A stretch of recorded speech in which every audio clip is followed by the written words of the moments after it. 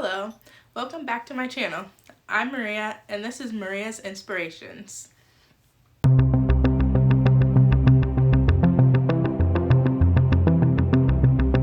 It was Independent Bookstore Day on Saturday? Oh wait, maybe it was all weekend. I can't remember. So, I got some books. I also went to a used bookstore too and I got some books there. And then we ended up going to the mall, so I ended up walking into Barnes & Nobles and I got 2 more books from there, but that's okay. So I got a lot ranging from fantasy to romance and stuff. So the first 2 that I'm gonna talk about that I got are Jodi Picoult's books, some of her books that she has written. I love Jodi Picoult, so I'm trying to read all her books. I want to read all of them and get through all of her books, but I love her. She's one of my favorite authors. First one I got was Vanishing Acts. And I don't know a huge much about this book, or I guess the reviews on it either, but the back seemed very intriguing. I'll read some of it. Delia Hawkins has led a charmed life. Raised in rural New Hampshire by her beloved, widowed father, she now has a young daughter, a handsome fiancé, and her own search and rescue bloodhound, which she uses to find missing persons. But as Delia plans her wedding, she is plagued by flashbacks of a life she can't recall, until a policeman knocks on her door revealing a secret about herself that changes the world as she knows it and threatens to jeopardize her future. So it's about a woman who either forgot her past or meant to forget her past on purpose because she doesn't want to remember what happened. So I'm excited to read this one. The other book that I've heard a couple things about this book, but is The Pact. And I have actually been wanting to get this book for a while, but I haven't been able to until today, so I'm so excited. So this is about 2 teenagers that have known each other since like birth. They live next door to each other. Their families, his family and her family have always spent a ton of times together. And they were best friends. And basically they've been soulmates since birth. Girl whose name is Emily ends up being dead from a gunshot wound to the head. And it was evidently inflicted by Chris, who's the guy who shot her, due to a suicide pact that they had. So you get to see like the unraveling of their relationship together, relationships with their families, him being on trial for her death, and like what if he actually did it or if he didn't do it, or what happened to how did he end up surviving but she didn't. So I'm really excited to read this. I think this one's going to be good. Next one I'm going to talk to you about is, okay, I've seen this book everywhere. I'm not even sure what it's about, but the cover looks really cool, so I ended up buying it. And from the back, the summary actually made it look so interesting, but it's Ninth House. And I've seen this a lot of places, and so far I've heard that people really like it. And so I'm excited to read this one.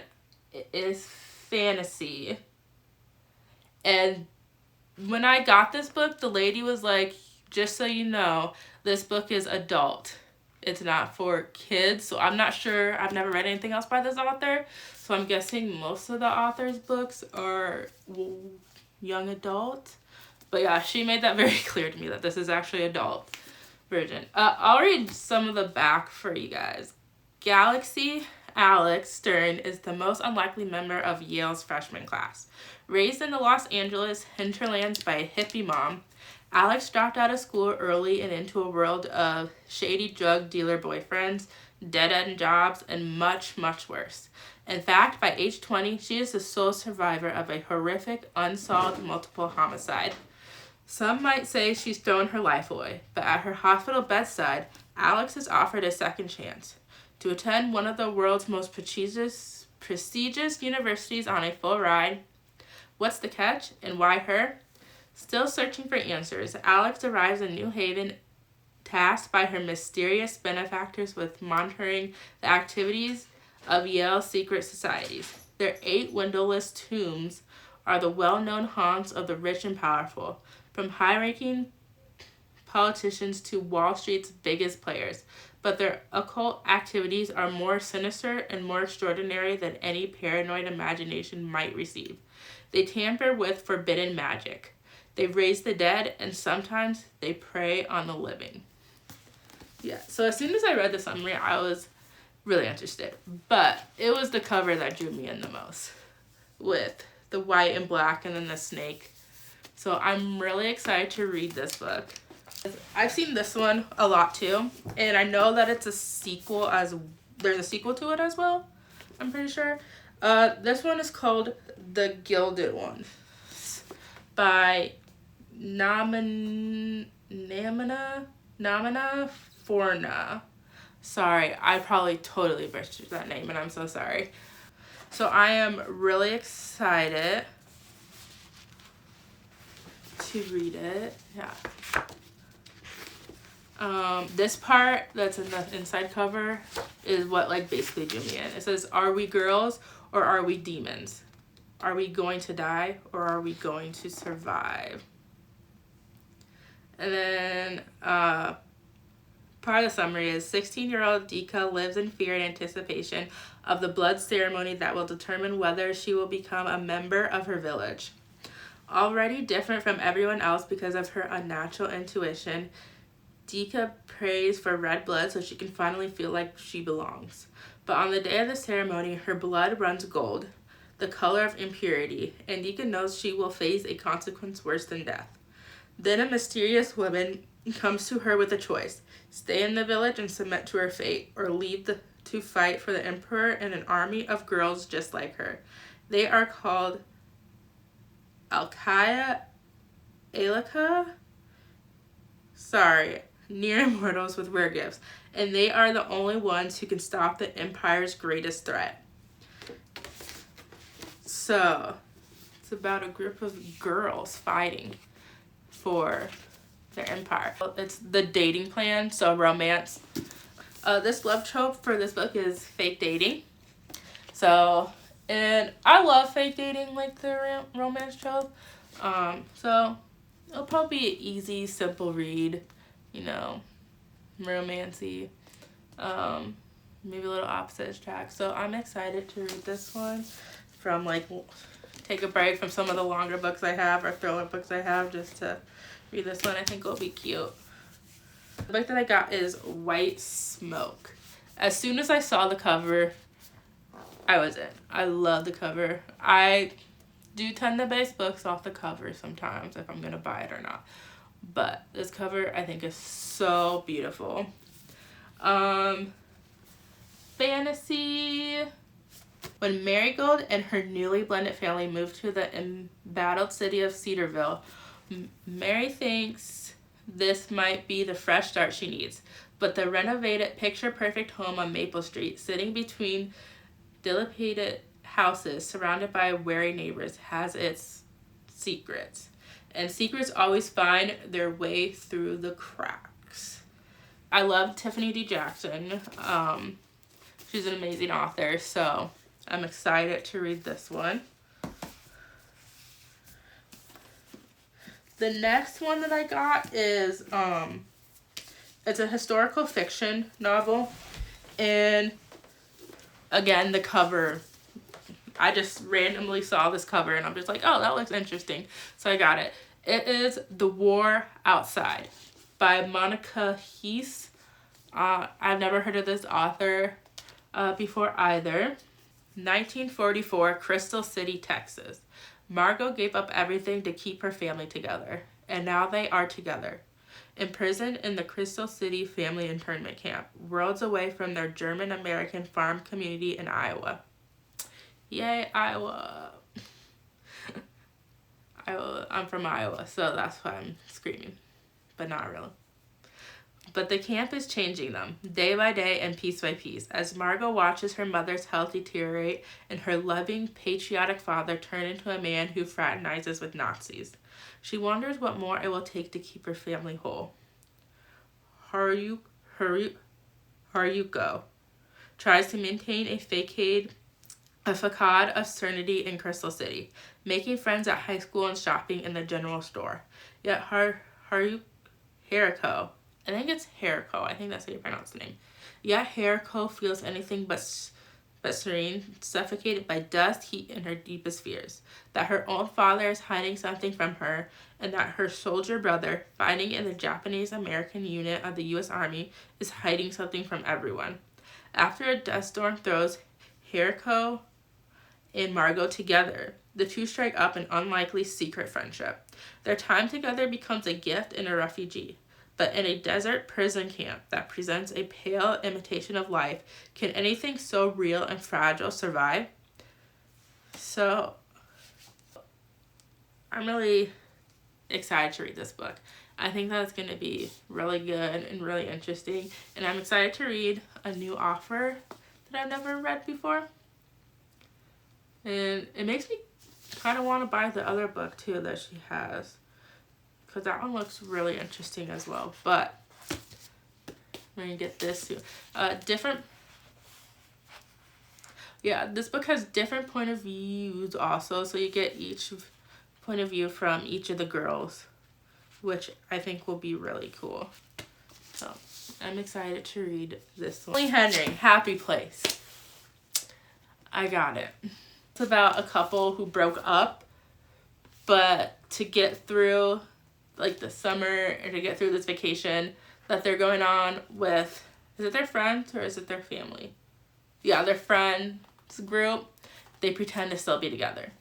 So it's fake dating basically. So romance, sounds like friends, vacation, that's what I need, summer. People love it, and then some people are just saying that's okay. So I'm excited to read it. Another romance book. Okay, I got another book from Barnes & Nobles, and of course it has a sticker on it. Ooh, the sticker's coming off nicely though. Okay, we're good. We're good. Okay, this one you might have heard of before. It's going to be a TV show, I think. They had trailers and stuff out for it already though that I've seen. And I think I've seen, I've seen the trailers on YouTube actually as one of the ads. I think that's where I've heard of it first. It's called Lone Women. This is just a small little thing that they had at like the top. And it says, a woman with a past, a mysterious trunk, a town on the edge of nowhere, and a bracing new vision of the American West. From the award-winning author of The Challenging. Which I don't know what The Challenging is, so I might actually be interested in this book. Yeah, so I think it's a TV show. Because it would kind of suck if it was just a movie, but I think it's a TV show. So I'm excited to read this book. It sounds like a lot of adventure, mystery, family issues possibly, survival, in a new land. So I'm excited to read this book and then possibly watch the TV show afterwards when it comes out, which I'm not sure if it's out already or if it's coming out, but I'll figure that out. So I'm really excited to read this book. I think it's going to be really good. I hope it's really good. And I'm excited to read about this author because it's actually a new author for me too.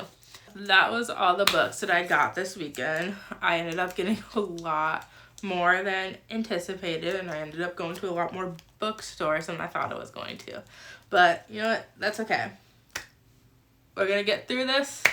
Thank you guys for watching my video.